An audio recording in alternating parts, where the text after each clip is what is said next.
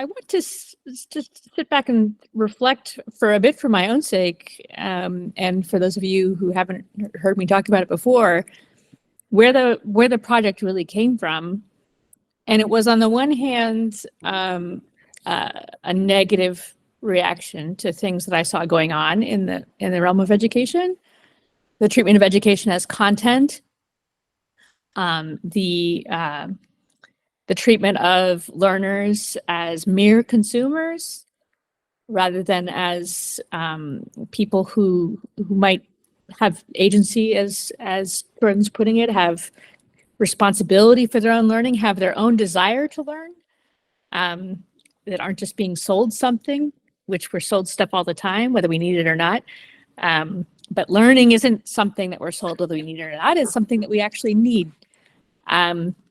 So I had this sense, and it was I say often, and it's true, that for me, it was a bit of a sentimental thought. It was, I'm sure tons of people want to do this thing that we do at St. John's and a handful of other great book schools, have serious communities of learning, where learning is something it's an open-ended process. It's for real. I hope that you see in your Catherine Project groups that there's nothing fake about them. There's nothing pre-digested. There's no one who's done the learning for you and is going to give it to you. It's the real thing. It's what thinking and learning really are, which is necessarily something common, something communal, something shared, something that's pursued out of desire and nothing else. And that, it has, sort of some of the greatest joys that we know about, not all of them, but some of them. So I wanted to have this type of learning be open. I wanted to just open up the doors. And I also wanted to I had a kind of almost a philosophical question. If you know an educational institution, and I think you probably all do, you can see how they go, like any other institution, off mission. So they have a mission to provide a certain kind of learning, and somehow the process of being an institution ends up becoming a distraction, ends up generating its own sets of needs and focus. And you might forget, I think, sometimes on a college campus, what a college is for, what a university is for, what a school is for. You might think it was for a sort of beautiful camp for, if you're at a luxury university, a beautiful camp for, privileged students to enjoy themselves for a few years. So I wanted to see if I could extract what I thought was the mission, the most important mission of a college or university or institution of learning, and just put it on the simplest terms possible. And I think that has been the strength of the Catherine Project. It's very simple. There's books, there's a room, so to speak, and there's other people to talk to. The books that we choose are books which are educations in themselves. That's what a great book is. And they open up to us ways of thinking, ways of imagining, ways of being, all kinds of things. And they're often quite difficult. So we need help to think about them. And we learn a lot from one another as well as from the books. So that's the core activity that I thought learning really, a certain kind of learning really is. And that I wanted to just try to have that be what happens as simply as possible. I wanted it to be run on zeal and zeal alone, just love of learning. And in a way, it was a kind of a test. It was, if you've ever taught undergraduates, you've had this thought in a conventional institution. You've had this thought that maybe these people don't really want to learn. Maybe learning isn't in itself desirable. Maybe it has to be sold to them or presented to them. Now, I knew, because I had volunteered in prison education programs, that wasn't the case, that there were actually people who were much more enthusiastic about learning than a conventional American undergraduate, typical undergraduate. So I wanted to just see where that desire was, and I wanted to just see if I could run an institution on it. And I've been just overwhelmed with how successful it's been. And I feel almost, I put a year into it of my life, and to me, it feels like it's grown organically of its own accord. It's its own thing. It's not my thing anymore, if it ever was. It belongs to you. And everyone else who we can imagine who wants to be there. Now, I think that the simplicity of the project is, on the one hand, its strength. Okay, it keeps our costs incredibly low. We don't have administration. If we, for instance, were to offer credits, we would have a massive accreditation apparatus. All of our courses would have to be designed in light of that accreditation apparatus. We would have to have regular accrediting committees and massive amounts of work just to get up to accreditation. So not having that gives us a tremendous amount of freedom. One of the people who came in the door early on was David Crane, who I think many of you know. He's been teaching Greek for us. And he also teaches at a university in Michigan. And I remember him saying to me, why can't I'm an expert in classical philosophy. Why can't I read the whole of Plato's Republic over 5 years in Greek at my university? Why can't I do that? And the answer is there isn't really any reason apart from this accreditation and degree system and the way that the courses have to be structured in order for a regular university to work. So we've had all kinds of opportunities to do things that we could never do at an ordinary university. And I think that's one of its incredible strengths. I think it keeps everyone alive. It makes, I think, the Catherine Project really an icon of the love of learning. It makes it a kind of, there's a really good word for this that I don't know or can't remember, but against the background of relentless slogans and institutional designs which are telling us no one wants to do humanistic learning anymore. This is something that this day is over. What people want is to do practical things. We stand against that as a kind of, maybe it's a sign of contradiction is what I'm looking for. We point to the fact that something different is going on and something different is possible.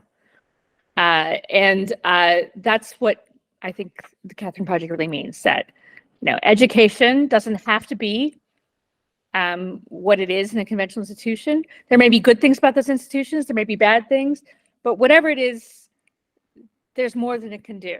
There's more to being a learner, there's more to being a human being, there's more to reading a book, there's more to everything than you would have imagined. And we're going to hold it out for you if you want to check it out. And we're going to do that free of cost. We're going to keep the door completely open. Anyone who wants to be here can be here. So the simplicity, I think, has incredible strengths. It also has a downside, which I think Jordan was a bit alluding to. That is our working, and also the fact that we're online, which has been incredible for us. I mean, we have, there are people who belong to Catherine Project all over the world. We have pulled in all kinds of people who we didn't know existed. There are people in all parts of the world who are interested in starting something like this. So we have the prospect of being at the forefront of a kind of movement.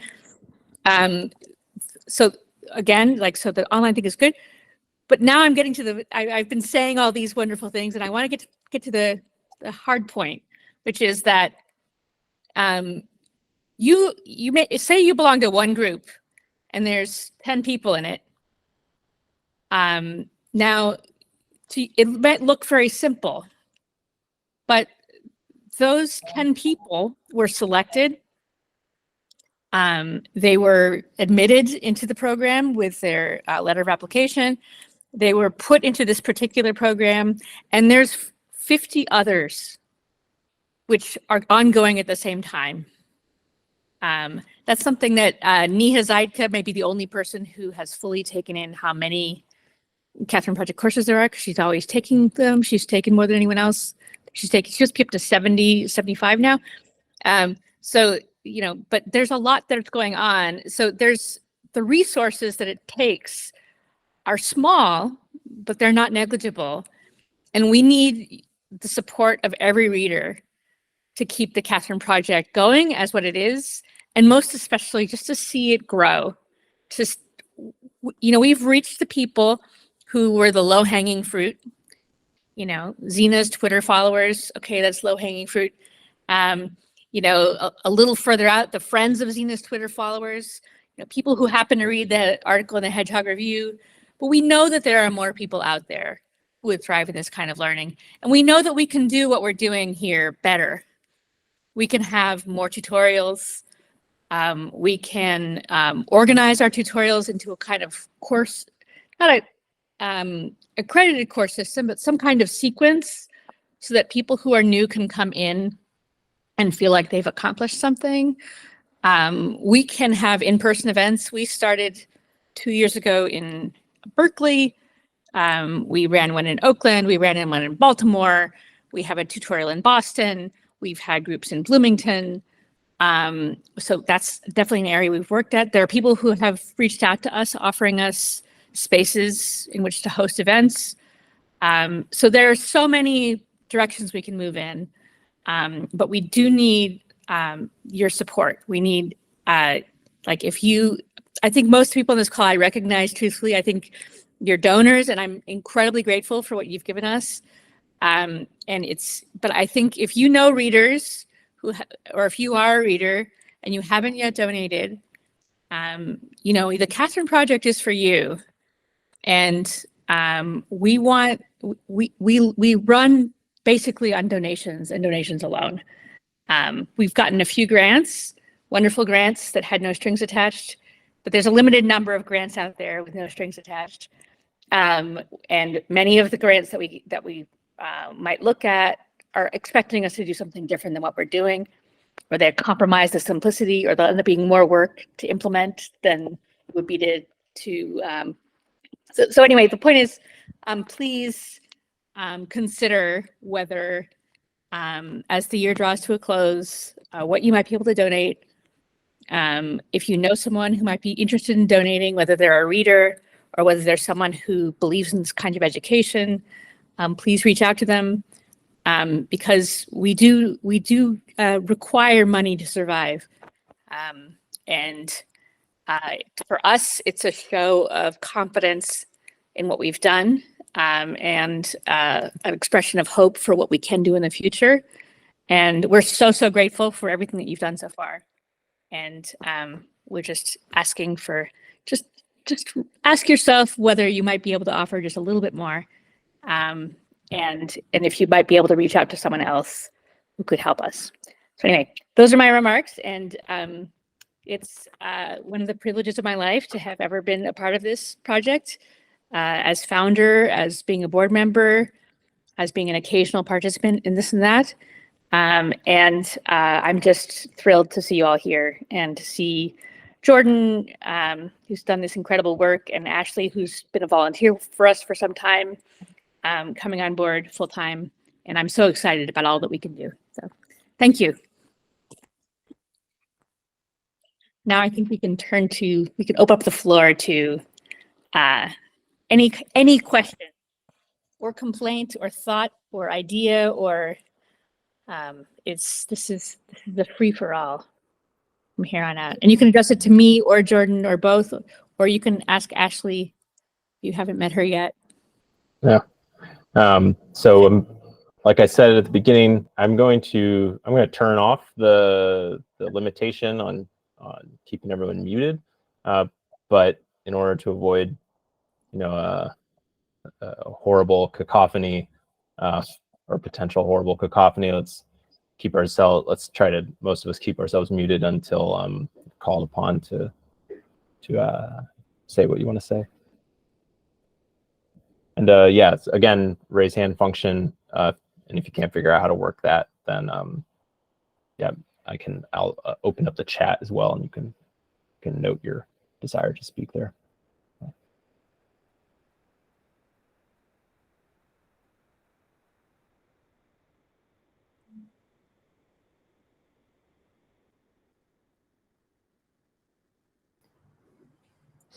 Well, Jonathan Kroll, do you want to start us off?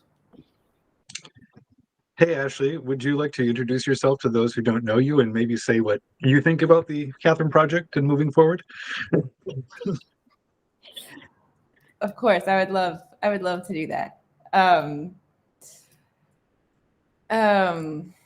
In fact, yes. So I'm Ashley Cohn. I found the Catherine Project because I was in search of a community where I could read seminal texts with other individuals who wanted to discuss and read them together. I joined in the spring of 2021, and since then have been participating in and leading groups.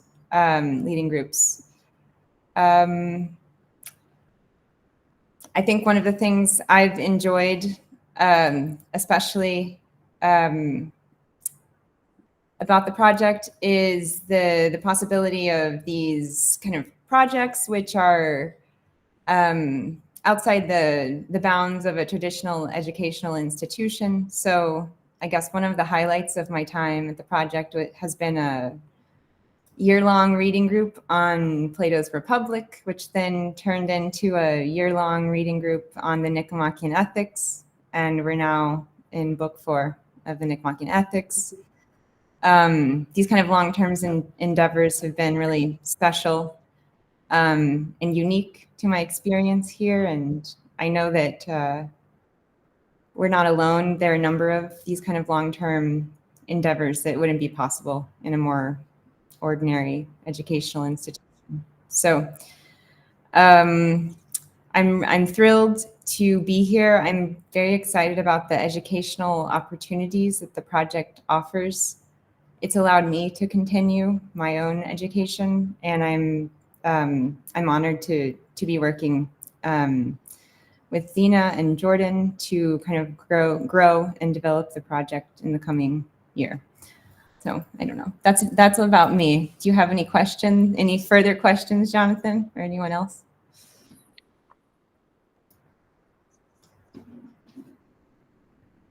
Okay.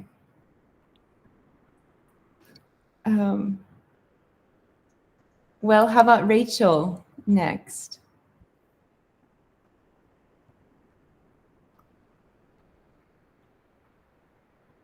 Yeah, no questions really.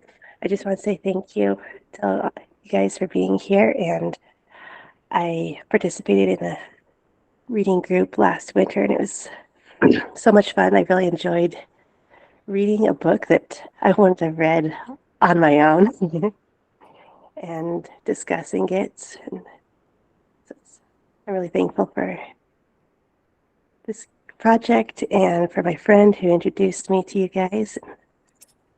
That's it. Thank you. Thanks. And Chris Sullivan? Hi, thanks for hosting this. 2 questions. One, I just recently listened to last year's town hall. I found it on YouTube.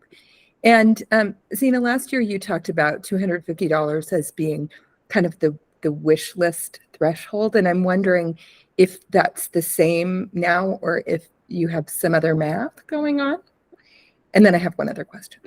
Yeah, that's a great question. I think $250 is still a good number. You could double it if you want. We won't object. But we haven't rerun that math. Okay. So I think the way we got that number was from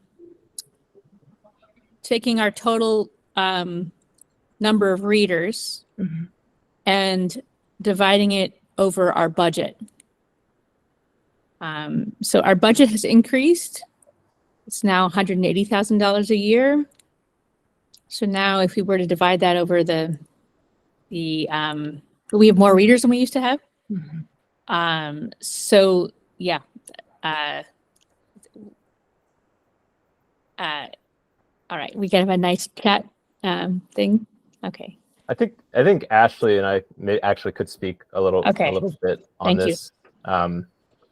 So, because I think Ashley was looking into this very recently. But yeah, so last year, the project was just on the cusp of hitting having 1,000 readers. Mm. And just in this last year, we've already served almost another 1,000. You know, so like we're at 1,800 readers. So in a way, that number, you could think of that number as being significantly lower. Like I think actually, if every person who participated in the Catherine project donated $170, that would more than cover the budget. But of course, not everyone, you know, there's not going to be 100% donation rate, and I wouldn't expect everyone to be able to donate even that much. I really respect that there are people here who, that's a lot of money. So, I mean, one way to think about this, and I know everyone is talking about this, and this is like increasingly the business model is like recurring donations. But I want to mention this, that like if every reader donated, $9, in addition to what we make in grants, what we were able to secure in grants, like that would cover the budget. And so you could ask again, this is like a novel observation, but it's true. Like, what, how many of us spend way more than $9 on coffee or restaurants or whatever a month? And I'm not judging anyone, just saying like $9 a month, I think is something that it is possible to budget for. And for something like this, if you participate in 2-3 courses a year, I don't think that's asking a lot. Right. Yeah. Yeah, I appreciate that. I mean, and as I listened to last year's, what I want to affirm is that I think it's good for you to ask for some amount of money. I mean, as a person who donates to nonprofit organizations regularly, it was heartening for me to hear you say, this is what we need. So I want to encourage you to keep saying that. And then my other question is, if you could talk about what your needs or wants, or what opportunities might there be for us to volunteer?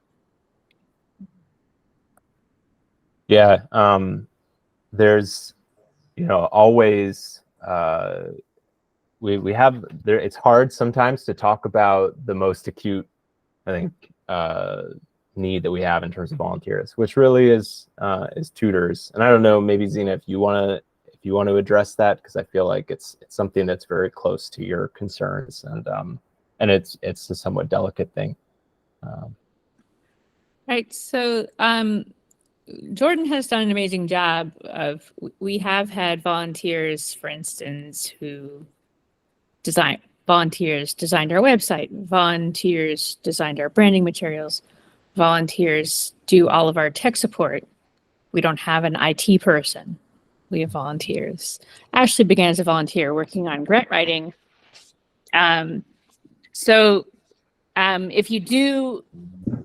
If you'd like to volunteer in some administrative capacity, then please reach out to Jordan and Ashley. Especially if you have some kind of skill to offer that we might be able to use. The thing that we're really hoping to do in the next phase of the Catherine Project is to strengthen the tutorial program. In a way, in the story I always tell, right, the reading groups exploded at the very beginning of the Catherine Project, very unexpectedly. Kierkegaard explosion, we called it, okay? And all of a sudden, there were 120 people who wanted to read Kierkegaard, and I couldn't turn them all away. So I just went out and shook the bushes for some volunteers. But we want to have a real solid tutorial program. We turn away more people for tutorials than almost anything else. It's very hard for us to put people in, but we also want to be sure that the people are the right people. So this is part of in general, the struggle with the Catherine Project. Everything's very personal. Everything requires conversations. Everything requires a certain act of judgment. Will this person, so that when you come into a Catherine Project group, you can expect a certain kind of a conversation, a certain kind of unique conversation that you might not be able to get anywhere else. I've reached out to, I generally am on the lookout. I reach out to colleagues I have leaders to tutorials have to have a PhD or an advanced graduate degree, be on their way. So they have to have done some serious intellectual work. And we're on the lookout for these people. And if you know anyone who you think might be interested, please do put them in touch with either me or with Jordan. And we'll set up a conversation and talk to them and see what might work. Because that's in a way, that's our most pressing need. But it takes, I'll say this, like, one of the things I think we're all learning about Zoom, any of you who work remotely or who are also part of online organizations, Zoom takes a lot of time. It takes more time than a in-person organization in certain ways, because you have to have conversations, sometimes multiple conversations, and that's getting face-to-face. So it's tons and tons of meetings, and where you might get information about someone and their way of being just by seeing them around. That's not something you have. So we want to be sure that you, the readers, have good experiences. So we want to make sure that we've got really great people. If you know people like that who you think would enjoy being a tutor for the Catherine Project, please do let us know.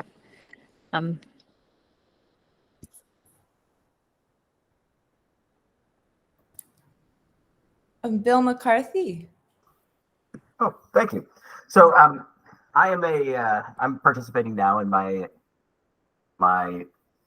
fifth reading group, and the comments before just sort of anticipated what I was going to say, but this is the first time I've done one of these forums, so it's great to see Jordan and Ashley and Zena's, and to meet you. But and I've emailed, Jordan has emailed me, and Ashley, I sent her a question the other day and responded very quickly. But our experience is mostly through the volunteers, the group leaders that we have.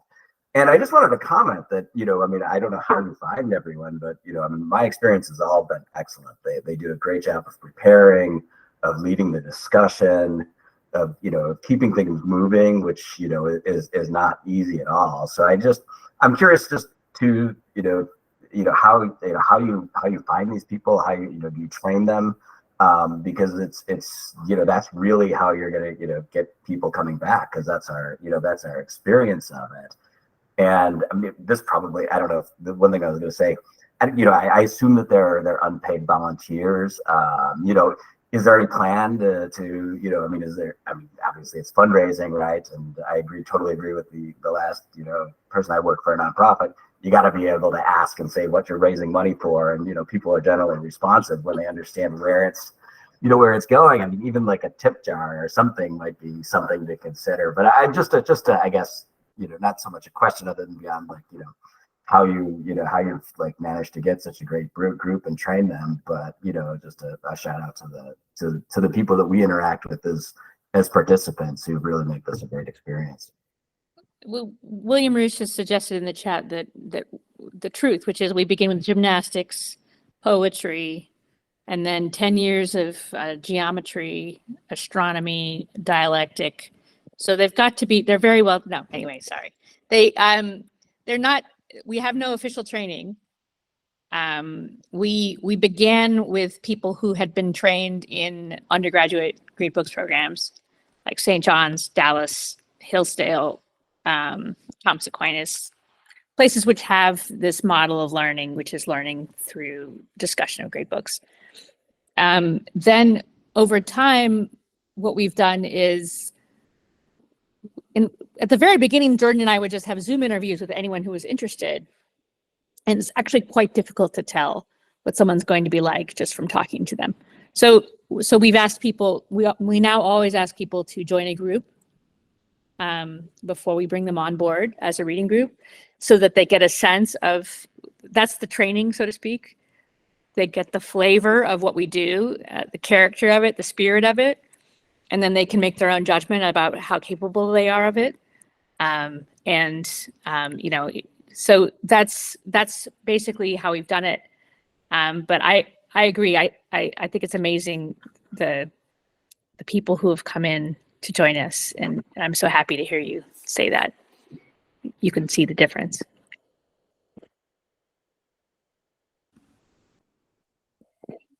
We're also thinking, I'm thinking actively about again, I mentioned this in my remarks, but this question of how you develop relationships between volunteers, and it's not just about, relationships is a kind of ambiguous, or it's a very broad word. So to be more particular with respect to this question, like one of the things that seemed, we tried it before, had trouble keeping it going because of how busy Zena and I were, but since Ashley's come on board, we've restarted a seminar or a reading group that meets periodically, that's specifically for the volunteers, for the facilitators, and so that way we all get to participate in a conversation together. And I think that it's been a very good. I mean, we just started it, so the first meeting was a really good experience, very encouraging. But I think it's also helpful to see how other people, to learn from each other in this way. So I'd love for the Catherine Project to do a better job moving forward in terms of offering people who are facilitating these groups their own opportunities to learn from other people who are really serious about this, which they already do. I have led many reading groups. I learn from readers all the time. So I mean, that's also one of the principles, is that like the nature of this approach is that the person facilitating, in some sense, the conversation is just as much a learner as everyone else. I think that's necessarily the case. But yeah, I think, and maybe something like in person, more if we had the budget for it, like more kind of get-togethers, more conventions, something, and not just for the volunteers, but like more chances for people to be together in an embodied space. Because I think this actually is really key to a kind of learning that it's very hard to recreate totally online.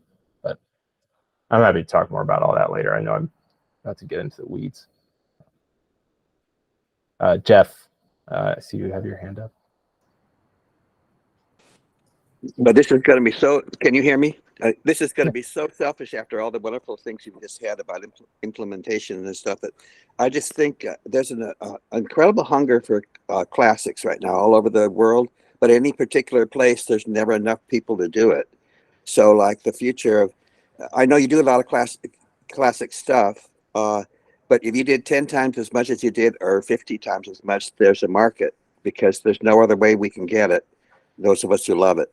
And so I'm very grateful for, for the Greek classes I've taken so far. And if there were 10 more, I'd be taking all 10 of them. So I know that's selfish. It has nothing to do with raising money or anything like that, but it just is a real need that the project is filling. Thank you. Yeah, I don't think there's any danger of us not continuing to do lots and lots of classics. In virtue of the fact that that's where so many of us who are involved and have been involved in the beginning, where our own inclinations are. And yeah, we see the demand. I mean, Jordan sees it better than I do, but he tells me about it. So yeah, we're not going to let you down. We'll be here for you with the classics. Thanks for your interest in it. Yeah, it's people's desire who keeps stuff alive. It's not us, right? I mean, if no one signed up for something, we wouldn't run it. I don't think that's ever happened in the history of the project, but that's the way it works. Vishal Sheth.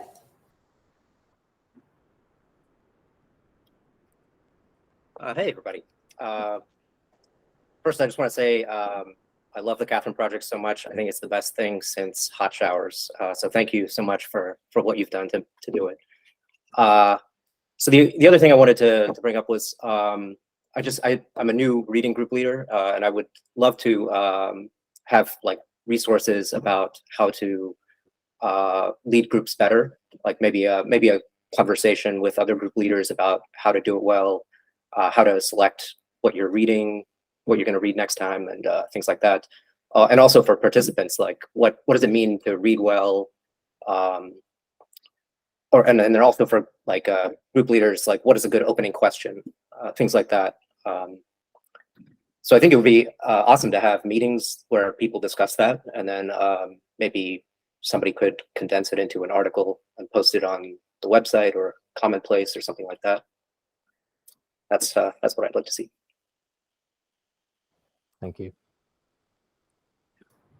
One of the things I know it sounds like I'm offering it on their behalf, but they've said, I'm just repeating things Jordan and Ashley have said to me privately. Because we now have more staff, we have more time to be available personally for advice.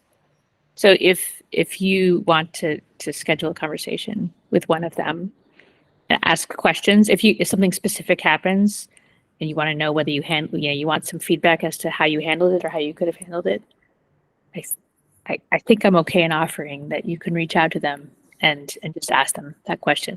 It's the kind of thing that, that makes the Catherine Project strong, is that those kinds of conversations. And one of the things we're really committed to trying to keep going.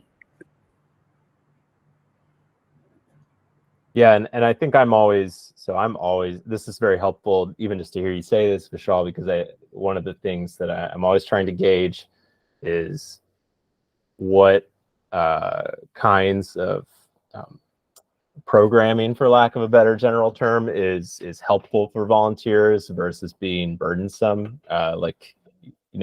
Even restarting this Zoom meeting for volunteers, and I think we're all kind of aware that each of us has a cap on how much time you want to spend on Zoom. So each new resource you offer someone to come to a meeting and talk about this, it's like people quickly get tapped out on how many meetings they want to do.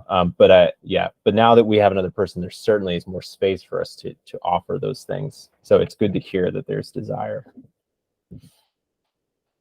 Awesome, thanks. That's really helpful. David Tanner. Hi, I want to say I'm really grateful for the Catherine Project. I'm so happy that I heard about it. I think I heard about it on a philosophy podcast, Zena, in which you were interviewed and you talked about it. So I was just obviously the program has its roots in great books programs, and great books programs tend to start with Greek and Latin, and there's classics are very well represented. I was just wondering. And in the current offerings, the literature, there's a lot of contemporary and modern literature that's now become available. I'm curious about, and I would love to see more modern and contemporary philosophy offerings, and to have maybe eventually some form of continuity, where you can go from ancient to contemporary and feel like it's connected, So that's my question. Yeah, we very much would like to. One of the things that we're thinking, we actually had a retreat last summer with the leaders of tutorials to try to generate as a starting point to think about a curriculum where we could offer something where you could see a sequence. And we also discussed possibilities like, do you make some tutorials prerequisites for others so that you can have a group of people going along on a journey together through different periods of philosophy or literature or what have you. So we share your desire, and it just takes time to find the right personnel, and to have the setup be right. Because I think one of the things that makes contemporary philosophy challenging to offer in a tutorial is we want tutorials to be an introduction to the life of the mind or to philosophy or what have you. So it's not necessarily the best introduction. We do offer reading groups whenever there's someone to lead it. But so we're heavy on classics because we're thinking about people who read the beginning, and it's just our experience that classics are a good place to begin. But it's definitely not all there is in the world, and we're aware of that, and we're working on trying to get a little bit more reach. Thank you. Michael Nicholas. Hi, how are you? Yes, first of all, thank you for the Catherine Project. I discovered it just, 6 months ago or whatever, and I've really, really enjoyed it. I have a suggestion, but before I offer a suggestion, I need a little more information. The tutorials you offer. first of all, how many are offered how many are offered each semester? About 10, somewhere between 10 and 12, 10 and 13. 10, okay. 10, and each one has what, 9 to 10 students in them? Which has like five or six. 5 or 6? Okay, whatever. Now, the tutors in those, right? Are those generally tutors? I don't want to discredit other tutors, of course. Are those tutors that we find somewhere at St. John's or Thomas Aquinas College or other great books programs? They may be, but some are and some aren't. Okay. So some have other academic positions, Right. some don't. The Okay. main qualification is just having spent some time doing intellectual work on the books in depth. Okay, got it. So I'm looking here as a possible revenue source. You probably already thought about this, all right? But just to throw something out initially, if I knew that I was going to be taught by someone like a Zena Hitz, and she'd be teaching me Nicomachean ethics or the Republic or something else, I'd be willing to pay for it. And I bet there would be a lot of other people willing to pay for it too. Not the reading group, just the tutorials. Have you ever thought of that? And I know your mission isn't to charge people, but quite honestly, the quality of what someone like a Zena Hitz offers, and I'm sure there's others like you too, like her. I think you're undervaluing that. That could be a potential source of funds. So I think you're definitely right that it would be a source of funds. My own attitude about myself is you can pay to study with me. You do that by going to St. John's, and maybe you'll have me as a tutor. So one of the things we're trying to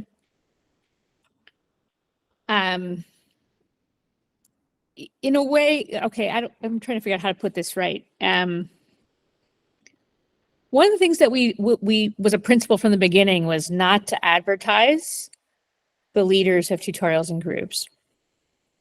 So we're trying to resist there being a kind of celebrity culture within the Catherine Project.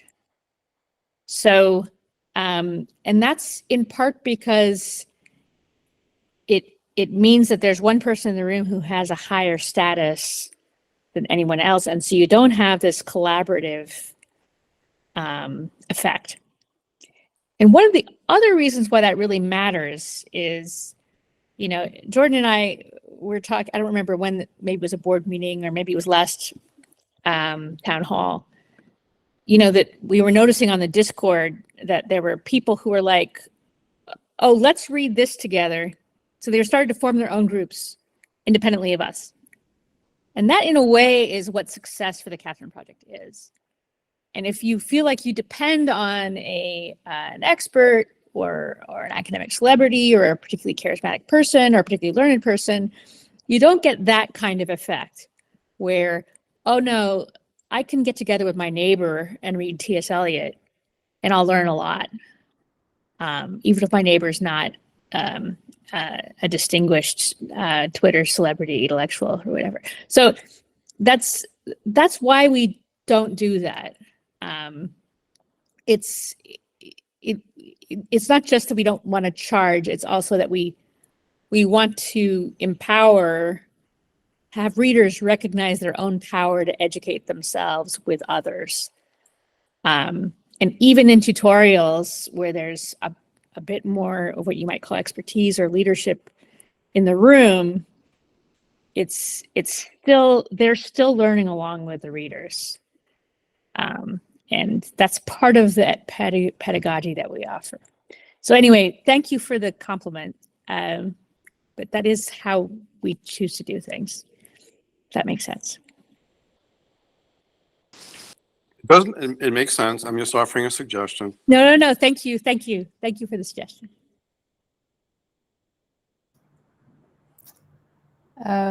Art, Karos? Karos is good. Hi, Zena. I don't know how long ago I found you. I think it was on Twitter through Dr. Anika Prather, I think is how I found you. So to build on what David said, I've been spending a lot of time recently listening to Dr. Anika, and the whole debate over classical. I know we use that word a lot. So I'm just offering, is your canon set, or are you open to expanding the canon of books? Because, you know, as a white guy with all the wrong unpopular adjectives in this country, I would love to be exposed to classical stuff from other parts of the world. I mean, I'm Greek ethnically, and I haven't read any of these Greek books except with your project, so I appreciate that. But I'd love to see more, or be exposed to, you know, other continents, other cultures, and try to bring more people into this classical fold, considering that, you know, some of it's controversial with some people and it doesn't need to be. So we've had these conversations among the tutors. It was one major topic at our faculty retreat, when we were talking about developing a curriculum as well. What kind of curriculum would we have? We have, especially in our reading groups, we have offered a lot of, and a lot of it is thanks to J. Sal Adkins, our first reader. We've offered a lot of Eastern literature, Eastern philosophy from the Eastern traditions, and we're delighted to keep doing that. I mean, Anika is I think of as being a close fellow traveler of mine, and I think that her way of thinking about the African American traditions as being rooted in the classical traditions is really fruitful and super helpful. So that, you know, that means that when you're reading your Homer or your Plato, you're not shutting yourself off to people of a particular color, people of a particular ethnicity, people of even necessarily people who settled in Europe or the United States, because that literature ends up echoing all throughout the global literatures. So one of the things I know Anika is very interested in is, and we were reading it together a little while ago, is the influence of classics on Chinua Achebe. So, you know, great 20th century novelist from Nigeria. And, you know, it's the Oresteia and Homer are right there in there. So I don't think there's anything Anika says that is counter to the spirit of the Catherine Project. We're very interested in thinking about the canon and having conversations about the canon. I think we probably do. I suspect that in the end, once we have a tutorial curriculum, I'll just put this out there now, I think it'll probably be pretty ancient Greek, Near Eastern. I don't think it's going to be much broader than that. Not because we want to privilege Europe, but because that's sort of a foundation of a number of traditions and a starting point, a foundation on which to build. So we are probably going to do that, but we will always, always, always leave reading groups and leave the ends, leave the growth open as to where and what these traditions become. Thank you. 100% respect that answer. And I wouldn't be upset though if Dr. Prather is a surprise leader of one of my groups though. Oh, I would love to have her on board. Believe me, she's got too much going on. It's hard to get her to do stuff, but I understand. Thank you so much. Sure. And Rachel Nash again. Yes, I just, excuse me. How, is there a certain way, excuse me, that you'd recommend or prefer requests or for reading materials to be submitted? There's a book that I'm curious about that I would enjoy reading in a group, and I'm just wondering what the best way is for asking what the possibilities of having it in a reading group would be, and how far out ahead of time would a request have to be made?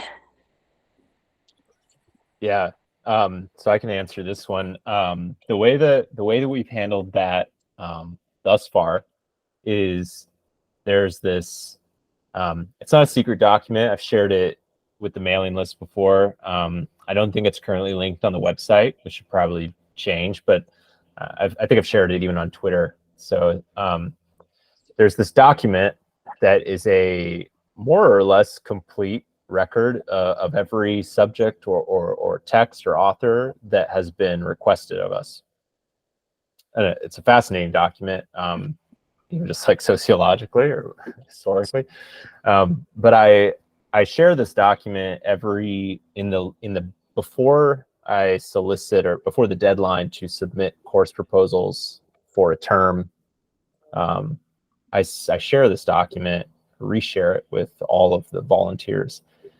And there's no expectation that anyone take up one of those texts, but if one of them speaks to them, or if that person is divided in their heart about, should I read Rousseau or should I read Aristotle, and they see that, Rousseau's Second Discourse is on the list, it might just tip their hand, right? So that's how it's worked up till now, and in a way, that's probably how it will continue to work. I would never want to establish some kind of quota of ask group leaders specifically to take up those texts if they're not led to it, because so much of what we do, maybe everything that we do is it's built on a zeal, and we want that. So we want volunteers to read what they want to read. But I will say, I've been paying attention to this for a while now, and many of the texts that have been requested have been picked up, and I know they've been picked up because they were on that list.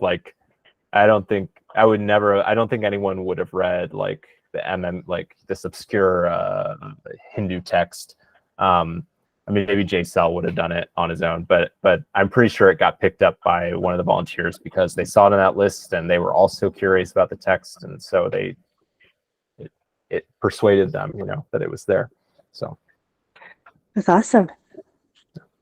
So yeah, you can email me or Ashley, and we will add it to the list. And maybe in the future, I might just next time I do a serious update to the website, might just put it on the website and actually include a form to submit requests there. That might be actually the simplest way to do that. Mm-hmm. Mm-hmm. That's great. Thank you very much. And William Rausch. Hello, can you hear me? Yep. Great. I want to echo the gratitude other people have said and expressed. I think there's really exciting kinds of volunteer work to do, which is obviously the tutorial leading and stuff like that, where you pick a book you really love and you get the chance to read it with people. But I'm wondering if there's opportunities or scaffolding built to do the unhappy volunteering or volunteer work that isn't exactly as exciting, where you're reading or sending emails about stuff that maybe is only important administratively, to sort of help help the place run in a nuts and bolts sort of way. Yeah, so I've tried this at various times, bringing people in on the administrative side. I think maybe to the Catherine Project's credit, it's a little difficult actually to train people on that kind of thing, because it's so idiosyncratic and it's so personal that almost every question, when I tried this once before, it was almost every question that came in via email, there was no way, you'd have to create an incredibly elaborate kind of manual for how to respond to things. And so there are problems there, but there's all kinds of things that help with accounting, or maybe if that's not an area of expertise, there's the journal, right? Commonplace is a place where we could really use, if you love what the Catherine Project does and you're interested in helping create another organ for the community to communicate and for us to reach other readers, and who knows, the journal, we've only published one issue, so the sky's kind of the limit. There's all different kinds of ways you can be involved there, and some of that there actually is easier nuts and bolts stuff. If you're interested in trying to do grant writing, or you want to, a lot of it is if you don't already have a skill, then there are opportunities where you could, if you're interested in learning a skill, then you can, there's an opportunity there. But I think yeah, is that helpful? Yes, thank you. Yeah. And Maxim, I think that's you. Hi. Hi. Hey. Yeah, I'm Maxim Olshani, so I'm incredibly grateful to the Catering Project for existence. And I was in Ashley's Plato's Republic. Regretfully, I didn't have time to continue to Aristotle. And at the moment, I'm in one of these underground, unofficial offshoots of Plato's Republic, which is a group on Euclid's Elements that meets on Sundays. My question is very short. I've heard a distant rumor that there was some Dutch billionaire who's going to donate to Catering Project. Is there any grounds to this rumor? I think the short answer is no. Okay. I mean, unless you heard the rumor via the billionaires networks, in which case, please keep your ears open. It didn't come from the members of the Catering Project. It was some decent. Okay, then. Okay. I think we would love that. I mean, we're a little scrupulous about where our money comes from, but I understand. Okay. In any case, let's hope it will happen one day. Yeah. Okay. Yeah, if anyone on this call has a billionaire friend who cares about the state of education, tell them to get in touch. Indeed, I mean Elon Musk built something for and so it's not that impossible. Sure. No. No, and really, it's a big budget compared to what most of us. If you think about what you might be like, most middle class, lower middle class, working class people are capable of donating, it's not really a very big budget in the scheme of things. $180,000. So it's it's within the reach of, like, a generous donor is a huge help. I still think that, my dream is still for, if it were all reader supported, I would weep. I would be so happy.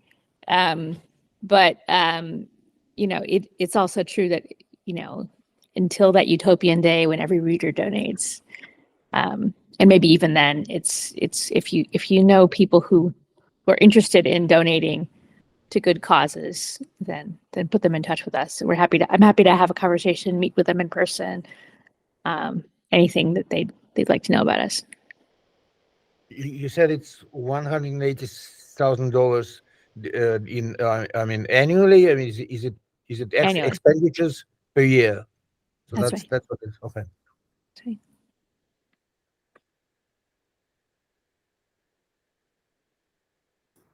Jonathan Kroll. Yeah, I was wondering if Zena had any plans to start a rap career with MC Hammer at all, because I remember listening to that Clubhouse and thinking it was awesome. Thank you. It's a very good memory. It was a peak moment for me talking to MC Hammer. It's been downhill since then. Probably will always be. But no, there's no. I am a pretty good dancer. But also MC Hammer's pretty good at philosophy. So whether there'll be a joint venture in the future, I can't tell you. We haven't been in much touch. So yeah, but yeah, it was a great moment. Very cool. Yeah, I just had one other question that was less jokey, but although if that happened, I think that'd be incredible. But yeah, every so often there's something that I'm doing with my own work where I think, oh, this would be super fun to read with a group of people as I'm, exploring this topic. And I haven't done any reading group leadership before, but I've done a lot of stuff with Jordan. So yeah, is it something where I less suggesting the book as part of a reading group, but also then to, work with it? Is that something that could happen? Or that would be a reach out to Jordan situation, and you guys can have a conversation and figure out what's possible. Very cool. Thanks.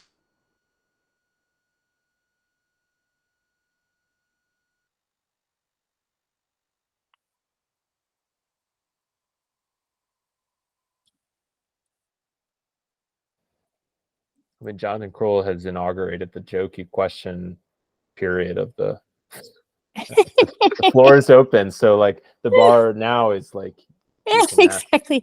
It's been set so low. You can now ask anything. or so high, you know, however you Oh, think yeah, about well, it. that's true. That's true. Can anyone top Yeah. Jonathan's silly question?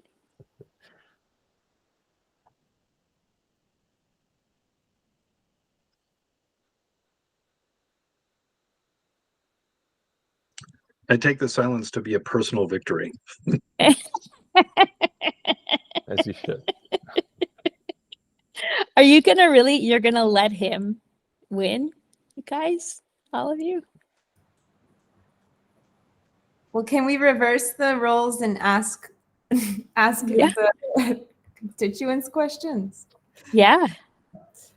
I'm just curious how you all would like to see the project develop or grow or root. Like if you imagine it in a year or 5 years or something, like I'm curious if anyone has any thoughts on this, but yeah, we would love to hear sort of how you as someone who's volunteer or reader sort of envisions the project in the future, and sort of how you envision engaging with it. And yeah.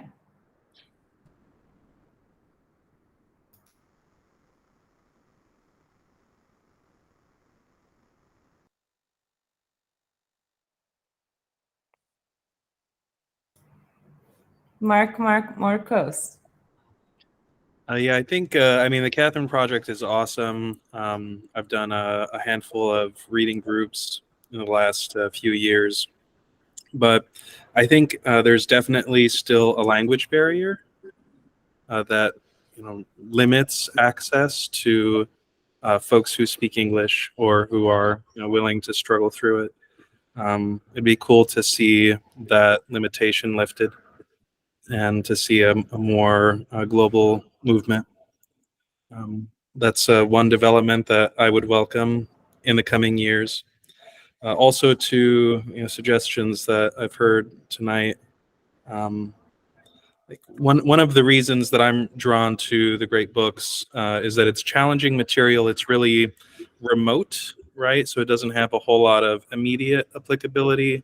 But it would be cool to see the same approach taken towards challenging material from modern times, right? Like, I think it's very difficult to work through that stuff to understand the implications of some of the newer science and technology. And for me personally, it would be really rewarding to be able to tackle those works with other interested folks. I'll just say that's a long time desire of mine, would be to have more mathematical and scientific material in general. Yeah, if you'd be interested in volunteering to lead something like that, we'd be very interested in hearing about that. I mean, the in a way that has a different, we'd love to do it. Maybe in 5 years. Yeah. Okay. All right. I mean, part of the spirit of the project too, what is that, you know, you don't have to understand it first. You can just crack something open with some friends, with some people. We'll find them for you. If they sign up for it, that means that they're up for the challenge, and see what you might be able to learn. I just encourage that. It's part of the St. John's curriculum that's maybe less known and more valuable than people realize, is we do tons and tons of mathematical and scientific texts, and it makes you fearless to open a book. Just part of one of the reasons why I would love it, apart from the fact that it's so interesting and fun to read stuff like that, especially if you're someone like me and you have no expertise. You learn so much. Also, I mean, Maxime mentioned this like underground Euclid group, which is like not an official Catherine Project group, but people who have been involved in the project self-started it. And I think some of it, the organization might have taken place on Discord, but maybe you guys did it via email. But in any case, I know there was some communication on Discord, and there actually is on our Discord server, there is like a space for this like guerrilla organizing, where like if you want to read modern science, study math with other people, you could just make that. You can just see like poll the room, like who on the Discord wants to do that. And I mean, there have been now, I'm not sure exactly what the number is, but there have been, you know, a handful of these groups.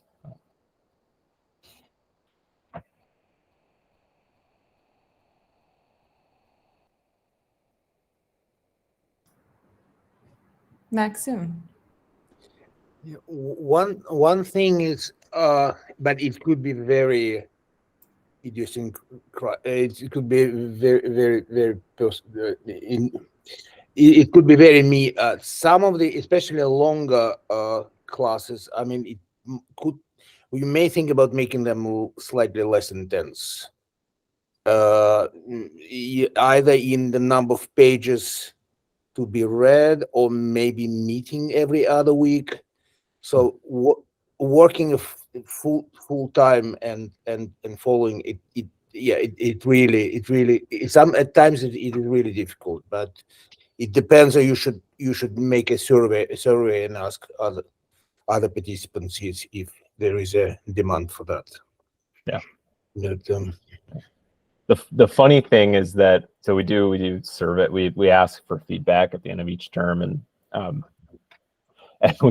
we get responses going, we get about an equal number of responses going in both directions. You know, people saying my group went too slowly through this thing, or like we could have done more, and then other people saying it was too much. And so much seems to depend on what the text is they're reading.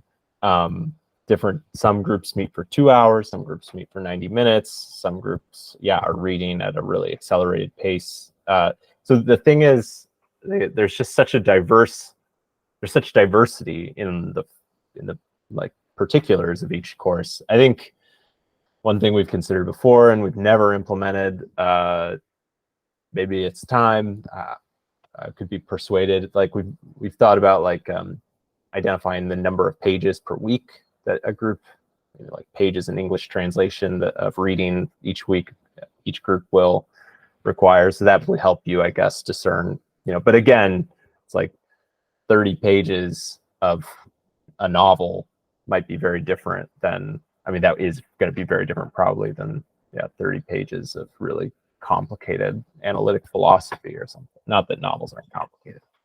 You get it.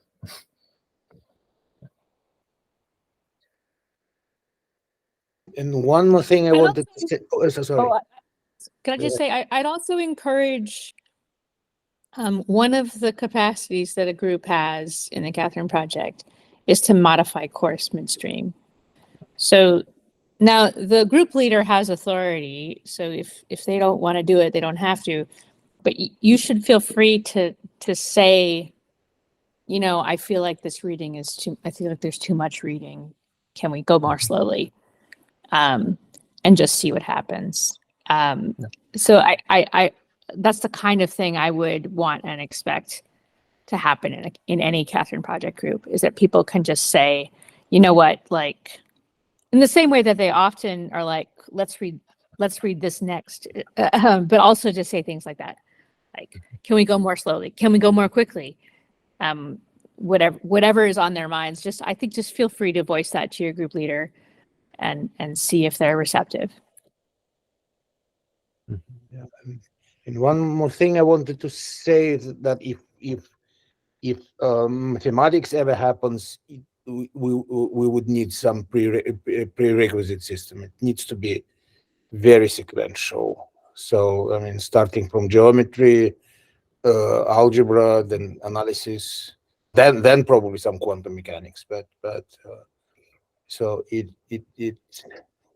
geometry is a very good start, and also it's beautiful on its own. That's why this group, the Euclid element group is such a success, because you can study it even with or without thinking about continuing to something else, just for the sake of it.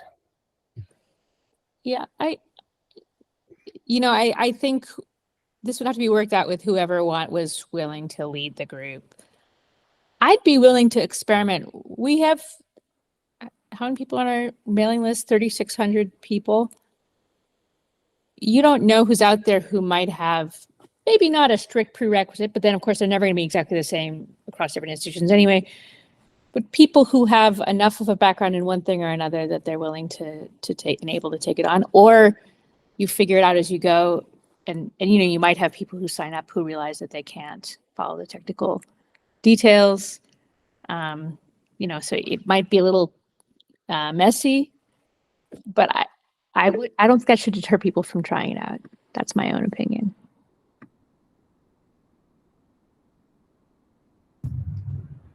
David Tanner. I think you're muted. Yeah, I just thought of another question that I had, which was, I'm, in addition to philosophy, I'm also interested in the history of philosophy, but the history of philosophy is it's not in itself a great book, right? You can't find like necessarily one history of philosophy that is the one that everyone comes back to. So it's a second order sort of a discourse, right? So I'm wondering if that sort of reading is a possible fit at some point. Someone wants to propose a group Or on historical pursuit in general. Yeah. Well, if someone wants to, I have a feeling this isn't quite what you have in mind, but one of our volunteers proposes a reading group on Diogenes Laertius, Lives of the Eminent Philosophers. Right. Sure, that would be one. Yeah. Aristotle reviews his predecessors. I mean, what more do you want? I don't understand. I think it is. We do avoid textbooks, but we're joking. But if there were a book that seemed sufficiently rich to stand on its own, that was also a history of philosophy, I think we'd be interested in that. But I think that the textbook it creates another layer between the reader and the source material. And there's no like correct history of philosophy. Every history of philosophy has certain assumptions, certain agenda, certain way of doing things. So it can be hard to get behind that. And that's just one of the reasons why we use primary source material. Not that it's never worthwhile to read something like that, just that it's complicated when you're trying to create a community of learning where more or less everyone's on the same footing. Well, like, for example, but maybe it would be like art history or something like that. Oh, well, didn't we have an art history? Yeah. We had art history groups. They were very successful, I think, very popular, very beloved. Something like that where there's, yeah, that's a different thing. Or a sequence of poetry that happened over a period of time, or short stories or something like that. That's something we could imagine doing for sure, as long as the primary source material is central, I think. Yeah, I think the benefit of one of the things that was unique about the art history groups is that almost all I think all of them, in addition to reading something that's you could call art history, they're also looking at the paintings, and so the conversation is also about the paintings that the art historian is discussing. So there's a way in which it also is the primary material. It is the source material, right? And I don't know how you would create the same kind of dynamic with maybe like a history of philosophy book, but there are a lot of them out there I haven't read. Well, there's one by Bertrand Russell that could maybe be a possible consideration. But if you did do art history, would you use it? Would it be, could you use a textbook or music history or anything like that? Would you start with something that? We don't want to use textbooks, but the people who taught it, they did something really interesting, which was that there were texts, but they were texts that were in some way related to the painting, or what exactly did they read? Did they read like so there's, I don't know. I'm thinking for some reason what's coming to mind is Baudelaire has these essays on art. Now Baudelaire is also an incredible poet. So there's stuff that has there's writing that has a certain richness and depth that you could assemble in connection with some images. That's how we did it, and it worked well for us. But the textbook is always going to add a layer, and it's a layer that has authority to it. It's one of the difficulties that no one in the room necessarily has the capacity to challenge. So on our own we can do it. It's not that hard in a certain way once you have a little bit of training, but it would be hard in a group, I think, to manage a conversation. So the Renaissance art group read Vasari, and they read basically contemporaries or near contemporaries. So in a way that the art history itself was primary source material, but and it wasn't written like a textbook. It was someone trying to immediately get at what had informed, say, Renaissance painting, and not strictly speaking, I think, in a historical way. So it's not quite art history, although I think art historians now would accept that is included in the practice. And then the more recent and maybe more relevant group that we ran, I think there were two on Erwin Panofsky. So this is very recent. But one of those groups was on a text called The History of Art as a Humanistic Discipline. So the text itself is an exploration of what art history is. And in that sense, it is also like a primary source in a way. It's directly addressing the question of what is art history. And I think that's the kind of thing that seems to me really important, is any group that's going to supposedly get into the history of X has to leave open or has to invite questions about what is history. Which is the reason why reading Thucydides or Herodotus work pretty well in my experience. I've only done one of those, but right away you get to ask these questions like, what is Thucydides doing? What is Herodotus doing? And maybe those questions are available in Bertrand Russell, but I think there are lots of books, textbooks in particular, where that kind of question, it's harder to get at that question and to keep the question somehow rooted in the text itself. I think it would be great though to have just giving me the idea. I wonder what it'd be like to read Diogenes Laertius together with some of the other writings of the philosophers he's talking about. That might be quite fun and interesting. And that would also raise the question, what is Diogenes Laertius doing?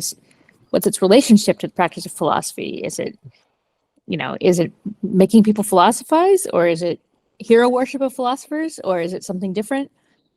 I think maybe what Jordan was getting at is helpful, that we come with a certain set of assumptions about what learning is and who has the authority to teach in a certain way.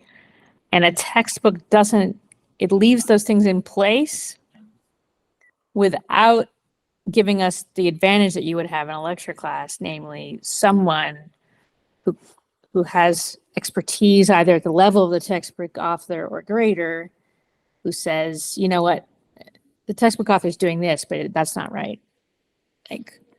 You could think of it this way. You could think of it this way. So you kind of can't get behind it. Yeah. And it's very hard in this kind of discussion to use that kind of material. Unless we do use textbooks, of course, in the Greek and the Latin and the Hebrew tutorials. So something like that, where there's a set piece of material, or we could imagine working through a math textbook. I could imagine doing that. Maybe I'd rather it be like a original paper, but it could still work. But where there's material that sits out there to be mastered in a way that's more straightforward. I don't know. I like this question though. I'm very interested in this question. Great question. Thank you. Thanks for the answers too. I'll think about it too. Maybe there's some way to that Diogenes Laertius class with contemporary sounds great. I'd sign up right now.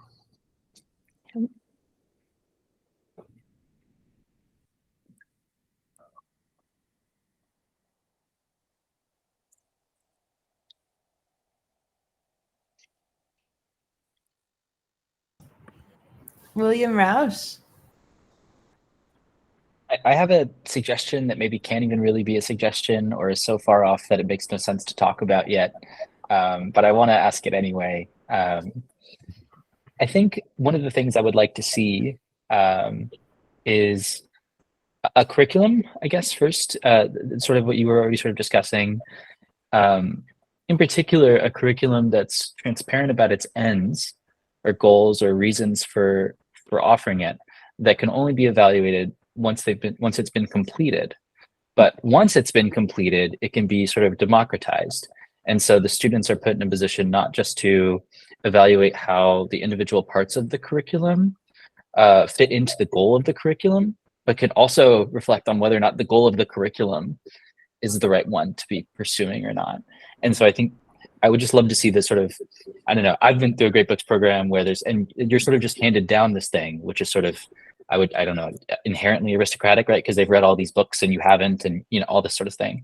And I think that there's great hope, or at least possibility, in the opportunity to sort of democratize that process by putting everyone in dialogue, both about how the things that they're reading serve the goals they already have, and about whether or not those are even the right things to be doing. And I think this sort of place where it sort of ran on zeal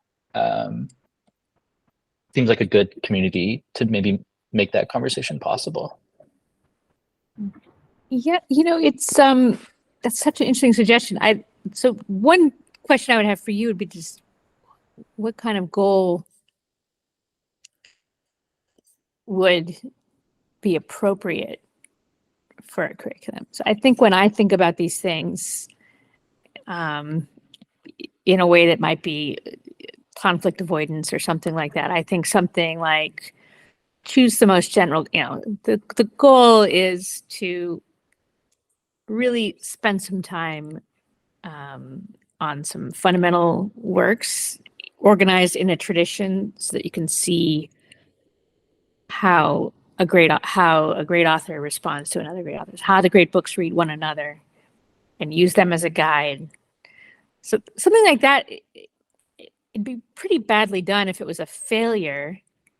On the one hand, on the other hand, I think I know it's a practice at St. John's that we have a committee of students who have weekly reflections on.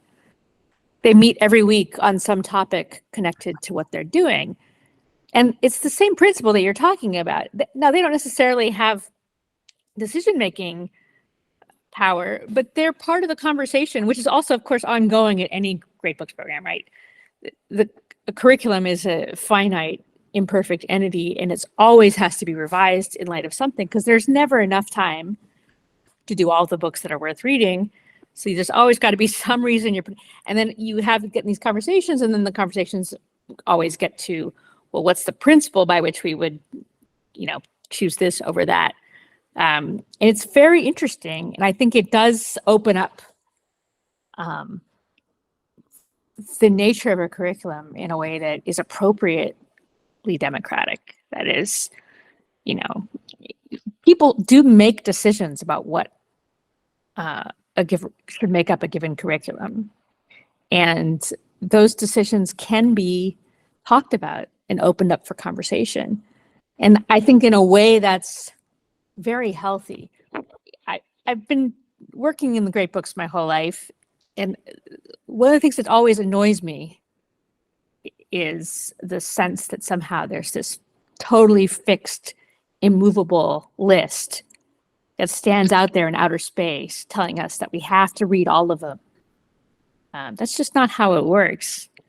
The canon that we read now, even in the schools that have a Western canon basis, it's not the same as what like Hume read back in the 18th century.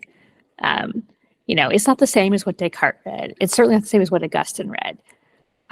So it's not, these things are, they're worth thinking about, and they're worth having conversations within a whole community about that. Yep, I agree with that. So whenever we do have a curriculum, we will open up these conversations, and that's a great suggestion. I'm gonna remember that.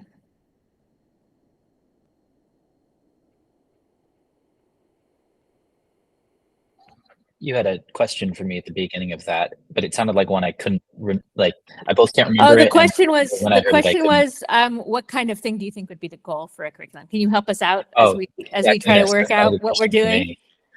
Yeah, what would the goal be? I wouldn't know. Yeah, see, yeah, I think you don't.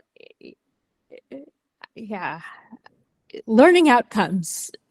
I remember when I was teaching in a regular philosophy department and had to come up with learning outcomes. It was always the most miserable experience. Just never seemed like it had anything to do with what we were doing. So it's hard to come up with goals that are not a little bit fuzzy at the edges, and that a lot of different lists of books couldn't fulfill. Maybe that's the point of it. There's a lot of lists of books that could fulfill the goal of seeing, reading, thinking, and getting a foundation for the intellectual life, and seeing great authors in conversation with one another.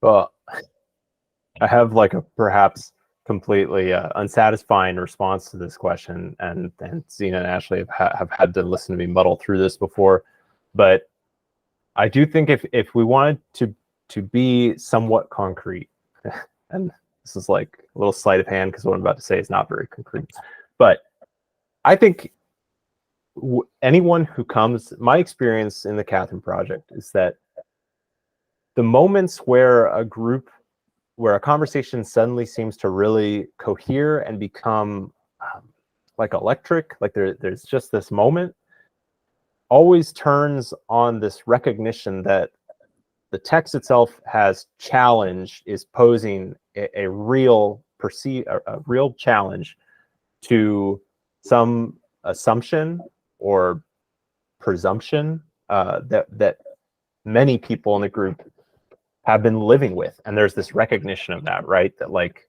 I've been going through my life thinking that this is the case, and it is a really, it's an impactful assumption. It's informed a lot of what I do. And all of a sudden I'm realizing that there's this acute challenge to that coming from a place that it's very hard to immediately dismiss. And part of that has to do with doing it in a group. Like if I'm alone with the book, it's easy sometimes to just kind of like shut the book, distract myself, find other things. But if you force yourself to be in this room of people and everyone's looking around each other and you're in there for 90 minutes or whatever, sometimes you can't really get away with it, and that'll stick with you.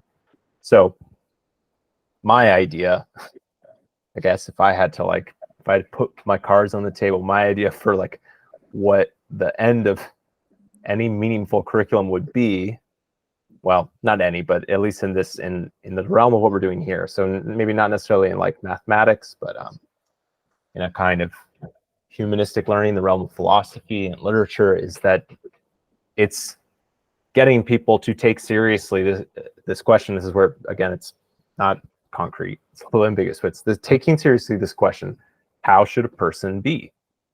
What is a human being meant to do? Like, this is like you can call it the existential question, but this is a question that everyone in the room has to answer.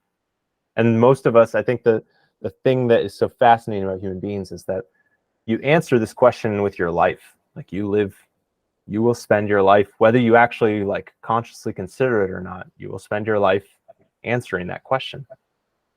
And a seminar with the Catherine Project is an opportunity to like make it explicit for yourself and for others, and to consider some possibilities. I think the great books are presenting us with different possibilities. You just look at the Iliad, is Achilles right? Is Agamemnon right?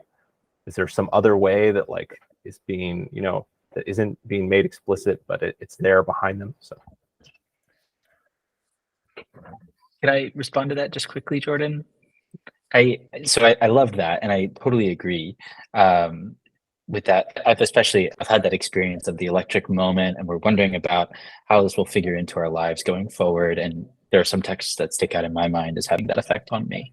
But it seems like so just pretending there's only one reason we read a book in a program, which there's not. But let's just pretend that we're going to say that we're going to pick books that serve that goal. That are going to interrupt the most lives or something like that. And then in your curriculum, you'll give an argument, right? Where you say, this book should interrupt your life for this reason, because I've interpreted it this way. And this would be the effect that it might have on somebody. And I think that there's something that makes sense about giving that argument, but also something that in giving, you wouldn't have the students reading that argument. Right? You wouldn't go okay, they can skip the book now because they've got the interpretation that does the function of what you see what I'm sort of wondering about, how, I don't know, when we have a lot of goals in recommending a book or some sort of primary source, we would have to sort of give arguments for these things and also be responsive to those arguments changing the reasons that originally justified the thing. And so, yeah, that's what I find so rich about that possibility. I think that, sorry, if I can just say one more thing, and I can see that Vicky is her hand up, but it never works when you say in advance how you think this book is going to change someone.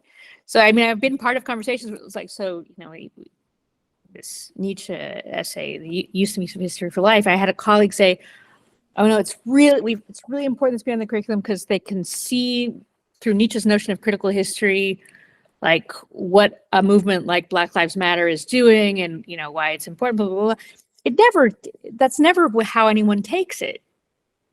So it's fascinating that I think Jordan's absolutely right. It's an amazing answer about what's the best things about these books, but you can't control that. It's not the kind of thing that can be controlled.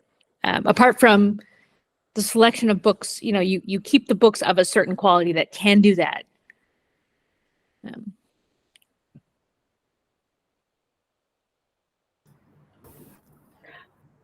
I want to add something to what Jordan and William and Zena said about reading these books, those electric moments that can happen that we've all experienced, that have, experiences before the Catherine Project that have possibly encouraged us to come in on this because we want to experience that again. And we keep signing up or volunteering. I want to say one other, and it's related to that, the potential for the books and the discussions to provoke serious thinking about one's life and one's actions. There's something wonderful about the Catherine Project that you won't find at St. John's. It's the range of ages that can be in the discussions.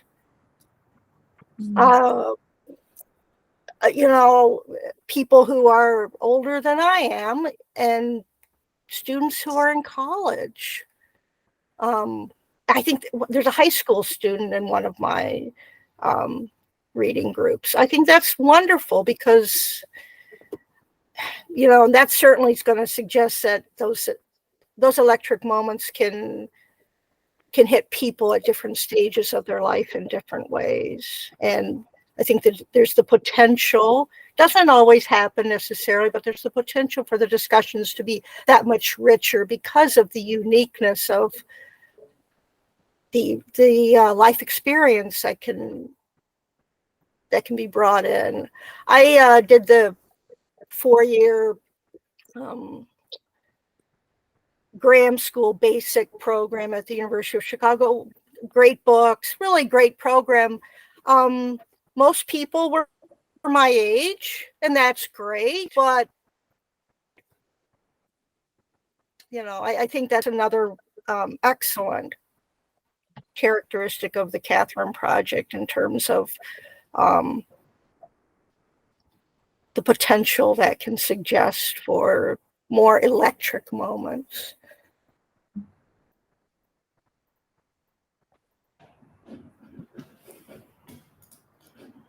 Jonathan Kroll, I feel like we don't have to, since we have about the size of a normal reading group now, I feel like we don't have to use the raise hand function anymore. I don't know. I feel comfortable with the rules, so no, I'm kidding. Yeah, to add to this discussion, when I was designing my own syllabi and having to put those learning outcomes in there, I would sometimes say things that Jordan just said, only like explicitly, and then wait for pushback from anybody, but it never came because deans are also busy and they just didn't. I'm not convinced that anyone besides me and my students ever read those. So I was mostly doing it for myself and saying things like, congratulations, these are the questions that you will be answering with your life. You will either answer them consciously or unconsciously, and good luck with that, right? Like you can. But I was thinking about like applying this to the Catherine Project, and I was talking to a former colleague about it, and saying like one of the things that I had tried to do when I originally started in it, and I was part of the Kierkegaard explosion and absolutely loved it, but was take some of that same technique and apply it into the classroom. And the problem is that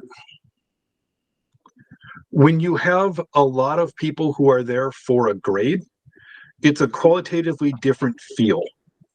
And so one of the things that I appreciate deeply about the Catherine Project is that there is a high proportion of people who are there who are already, first of all, seeking out this kind of thing. So this is it's a filter mechanism from the very beginning. You're finding your audience right away. And there's a fair number of people who already know how to be alive to those electric moments in books. And at the very least, it's people who are willing to be alive to it. And so to catch that feeling, you're trying to pass along that thing to other people. And there's moments, I think, in every group where I'd be like, oh, dang, that was good. As someone else speaks, and I'm like, I can just see it in you where you just caught that thing. And, essentially like capturing the electricity in the bottle and then passing it to somebody else. So, yeah. And then you can just make that part of your learning outcome. And tell people this is what you should be looking for. And then leave it up to you to be whatever it is going to click for you is going to click. Then just share that, and we can experience it together and encourage each other in that. But you can't ever tell what's going to. Sometimes I'll be like, except for Kierkegaard, if you have to be stone dead to not be like disturbed by him. So yeah.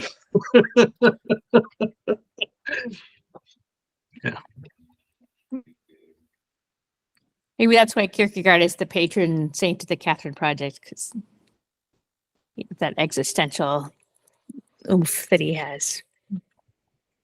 It's like he just haunted us all along. That was not part of my plan. That happened on its own.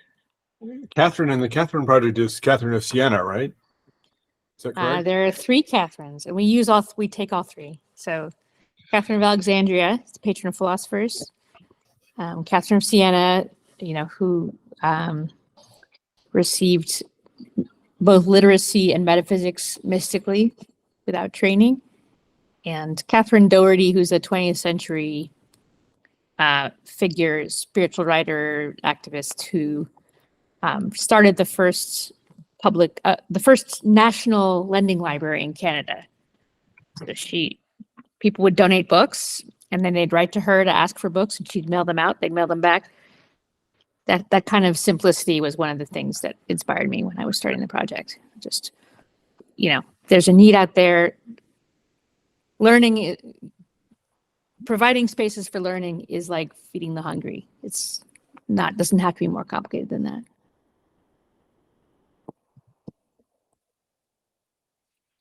Can I ask about the tutor what is it called? I don't know what you when you don't have enough of them. I wonder. I mean, part of this is definitely a selfish question. I'm in my first year of my master's program. I would like to tutor one day, but I wonder if you guys would ever think about either starting a sort of apprenticeship program where you give people like prove that you have X, Y, or Z skin in the game, knowledge wise or project wise or something, whatever you would count as sufficient to be a tutor relative to a subject. That doesn't necessarily have to be you spent 5 years at a standard academic curriculum in the United States or 3 or 4 years outside of the United States typically. I wonder, is that something that's on your radar? Starting sort of like not like your own accreditation program. Obviously that's not on the program, but just some sort of like, maybe there's just really zealous Catherine Project members who don't see themselves going back to formal school, but do see themselves staying involved with this for long enough and with enough attention to be someone who, with enough time, would count as someone who could lead a tutorial. I have always wanted there to be a mentoring program that I think of in kind of the way that just you're thinking about it as being a like a graduate program, Catherine Project graduate program, except there's no degree and there's no jobs in the regular graduate programs either. So it's even that way. I hadn't thought about it as a way to train tutors, but of course it could be. I just thought of it as something worth doing for its own sake, in part because one of the ways that academia is collapsing is that graduate admissions, especially in the humanities, has gotten kind of insane. And there are lots of people, there are lots of people who come to the Catherine Project who might have been in graduate programs or who have thought about it or who might later end up in one. And I do think that the basics of graduate study is mentoring.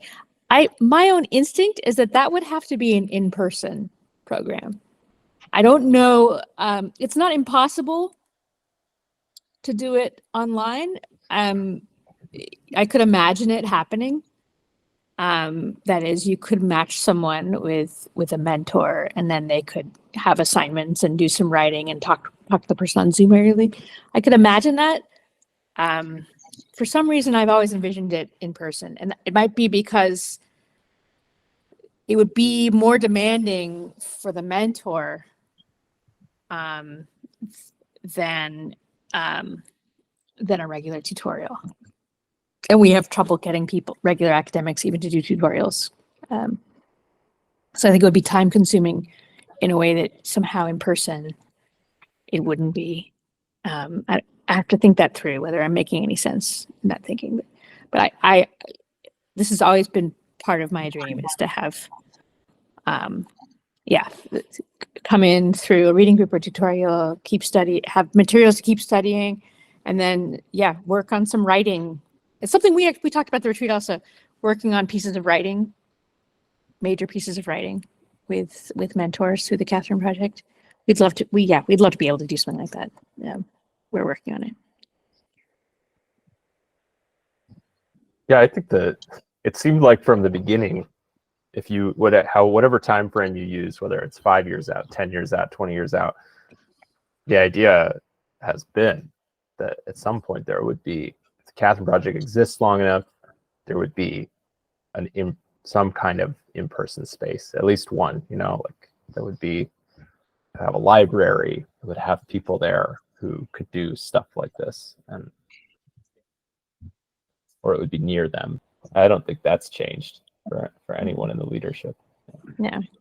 Sometimes we dream of it being a rural space with a farm. Sometimes in space with like lots of people coming in and out.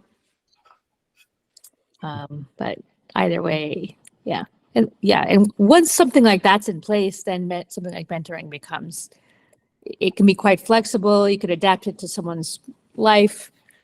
They could spend summers, they could come and stay for a while, whatever it is, however it might work. But I got a question about writing. We've used Oh, sorry.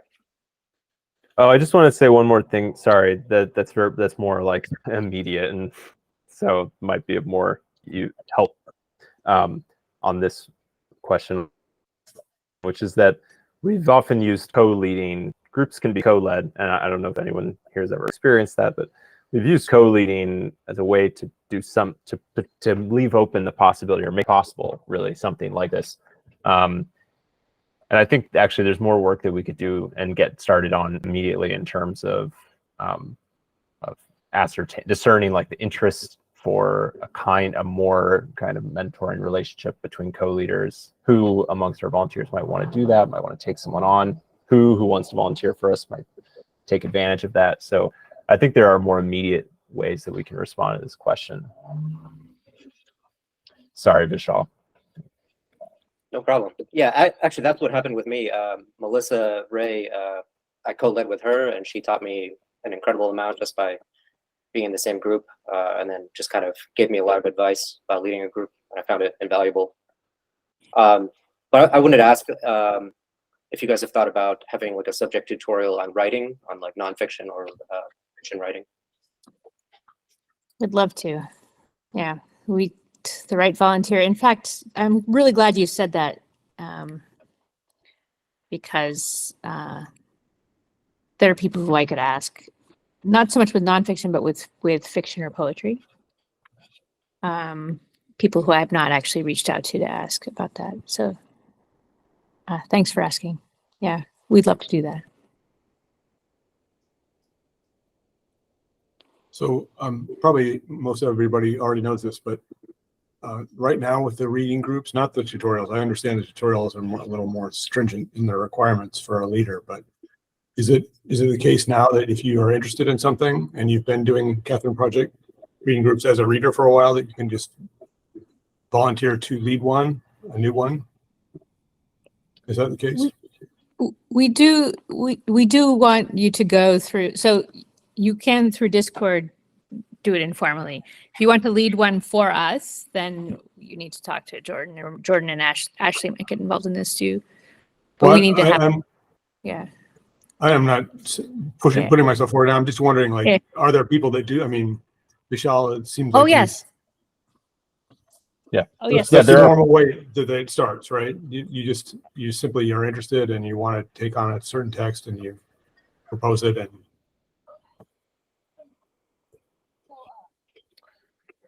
yeah. Or is it the case that everybody that has that does a certain text has a background in that field already and has a master's degree or something? No. Yeah, no.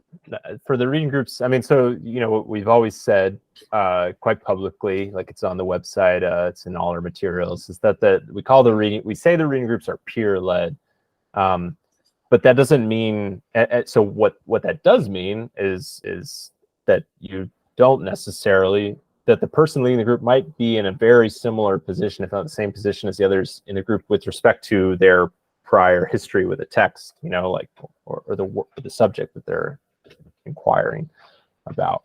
But we're still we still try to be very careful about like we're thinking carefully about what the responsibilities of a facilitator in a reading group are, and the person leading that group needs or, you know, we're looking for people who have those qualities. So I don't think it's quite as simple as like you just have a text you want to read and you want to read it with others. So that's where the conversation with me or Ashley comes in. You know, one of the questions I'll always ask in those conversations is, say that text, whatever it is that you want to read, it could be Bertrand Russell, you know, like say that text was on offer, or I could promise you that it would be on offer, you know, like, would you rather be in that group as a reader or a leader? You know, like, do you really want to lead the group? Because it should entail a different way of engaging with the group. And I want to know why it is that you know, where is that desire to lead the group coming from?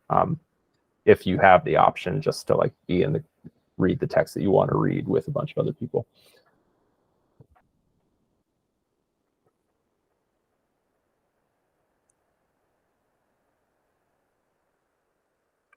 So I see we're past past the 2-hour mark, you all, we're going to send you all a little medallion, a little certificate. Made it to the finish line. As always, I am happy to stay on and chat with people if they have particular things they want to discuss. But otherwise, I want to acknowledge that you're all relieved. You've acquitted yourselves admirably. Thank you so much. Again, thank you so much for coming. This is a deeply encouraging thing to me. It's very nice to see you all and to talk with you about this thing that I care deeply about, and I sense that you care deeply about. And it's not just the Catherine Project; it's something more human, and it's beautiful to me that people are practicing that.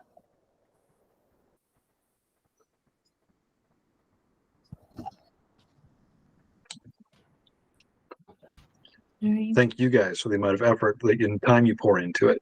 This has been a huge blessing in my life. Well, all of ours. Thank you so much. And I share Jordan's encouragement. Thanks for coming out and for giving all that you do to the Catherine Project.